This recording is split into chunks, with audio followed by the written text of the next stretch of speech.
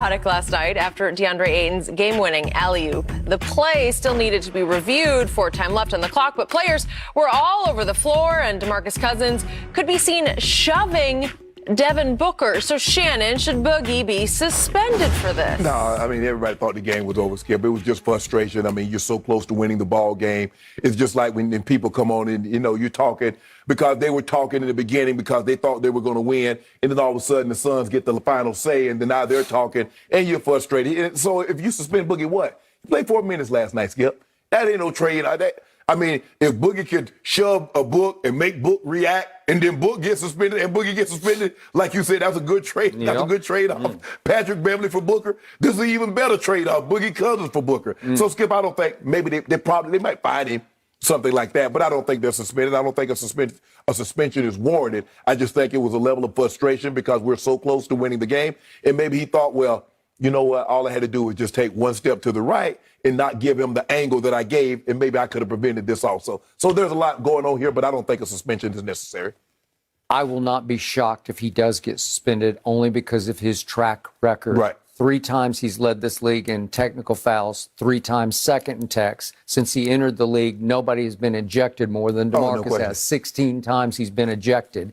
So it might be a message sent from the league office. Again, definitely a fine. Right. But he might be gone for the next game. If they get in the fight, they get him fouls. If it's close, they're going to call an offensive foul on him. They're going to call an illegal screen on him. I don't know what it is, like you said, but it's his history. It is. He has a history, and all these referees ain't no first-year officials. All of them, Scott Foster, all these guys have had a history dealing with Boogie Cousins, and he's not getting the benefit of the doubt. And remember, people don't know this maybe about Devin Booker yet. He's one of the best, most effective trash talkers. Yes. And trust me, he said something that pushed the deepest button in DeMarcus, because DeMarcus is trying to be on his best behavior, and he could not help himself. Yeah, I mean, we Kentucky, we boys. Yeah. We both in Kentucky. Rondo was in the middle of it, so you got 3 ex-Wildcats, and they're going at it, right? And the thing is, Skip, I'm looking at Rondo. Rondo's like, man, that's goaltending. I'm not so sure the players knew the rules that on the out of bounds. Rondo was wrong about that. Yeah, well, because Skip, I didn't know the rules. I ain't going to sit here and lie.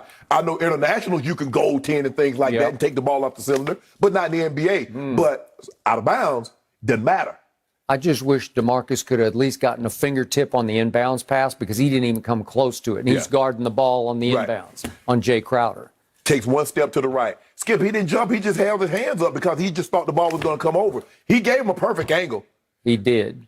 And if he gets fingertips on ball, maybe we're having a different conversation. No, but he didn't. What he got? And if the refs had called it correctly on the play that was off Ayton's fingertips. Yeah, would you like to share, you didn't win any last night. You didn't win a drop. I'm just asking, would you like to share?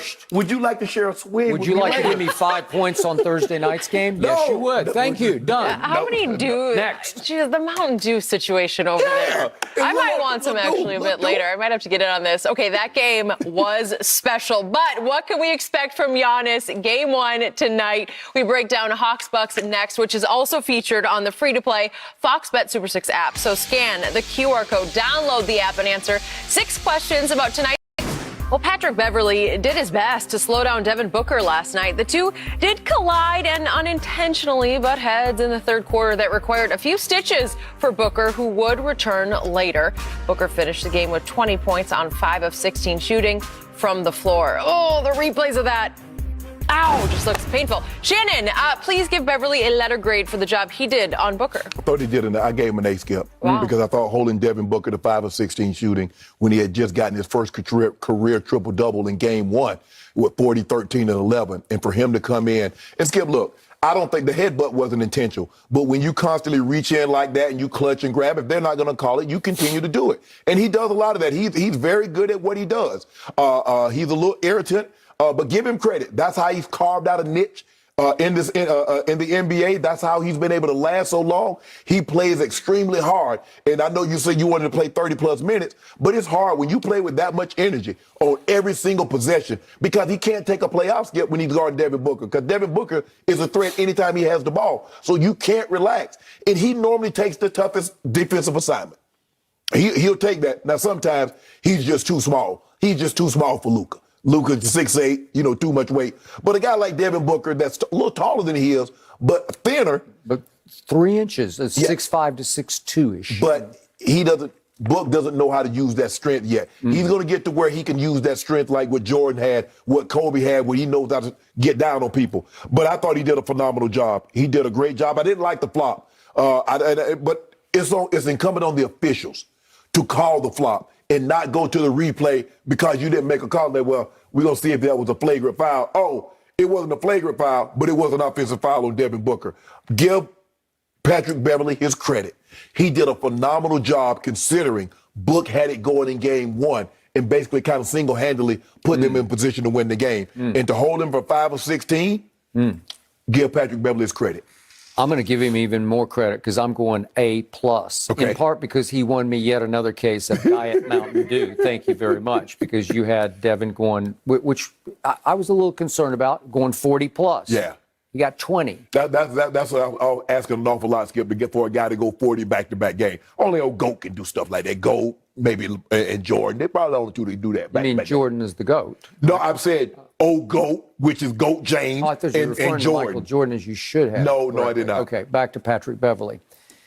I found it astounding how effective he was on a great young player in Devin Booker last night, because oftentimes he does more with his mouth than his physique, like he just talks his way into talking you out of doing what you do best. He talks you out of your game. He does. But last night was more about just going at it, getting physical. And if we could see the one shot that he just flat out blocked, it's 3:29 left in the second quarter. This is Devin Booker. This is Devin Booker. Oh, this is the first one. That's the first one in the first quarter. He blocked like a little jump shot. This is a jump shot right here.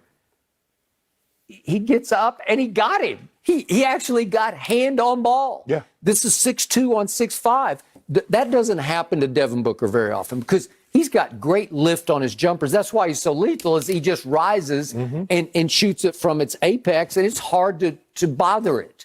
And he got it. He actually got a hand on it. And I thought in the first play that we saw, he was upset about it because it's the drive shot. I thought he got all ball. You can argue there's a bit of body going on. Here it is one more time. But he got the ball. Yeah. I'm surprised they didn't review that for a flagrant because he kind of hit him in his head. I didn't see any flagrant. Skip, why'd you hit him in his head? Come on. Yeah. I thought you were old school. Oh, not now. Old school? Not the way they call it. That's all ball to me. I'm not even sure there's any body going on. Yeah, he did. Skip, you saw the man hit the man in the head.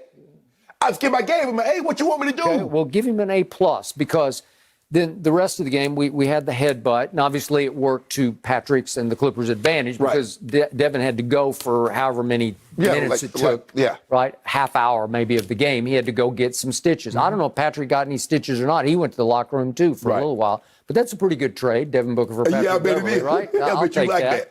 Okay.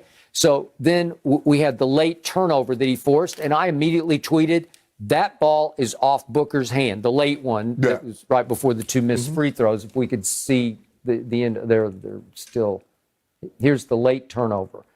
And again, he got all ball on this and kept hand on ball while Devin is trying to hold on to the ball and control it. It's out on Booker. I think they got that exactly right. You can look at my timeline. I tweeted, that's off Booker. Skip. I mean, if you slow down, there's a lot. If the job is to get it right, why not review plays in the first quarter or the second quarter? Well, third quarter. If you try to, if the objective is to get it right. I'm okay with that. I just don't like lengthy reviews because there are too many politics that get involved. And what do they say from the league office? Right, because they call it. They go back and forth. Usually you can take 2 quick looks at it. Bingo. Right. We got it. And that one was clear to me. The ball is still touching Devin Booker's hands as it goes toward the out of bounds. Well, then, I mean, they did it right then. Booker, if you're gonna Thursday night, 30 minutes. 30 minutes. If you're going to let the man headbutt him like Bobo Brazil, of course. Yeah, maybe. I want to take this a step further, guys. Should DeMarcus Cousins be facing a suspension for shoving Devin Booker? Everyone was getting involved here. That's next. No mercy, no mercy, no mercy, and I won't. So Chris Broussard, still with us. Chris, if CP3 returns tomorrow night, is this series over? Simple as that. Well, Jen, you know I've learned not to count out the Clippers. All right, after Dallas, I counted them out 0-2. After Denver, I all but counted them out 0-2. And after Kawhi, I definitely counted them out. So I'm shocked that they're here. So I can't say they have a 0% chance to win this series. I won't.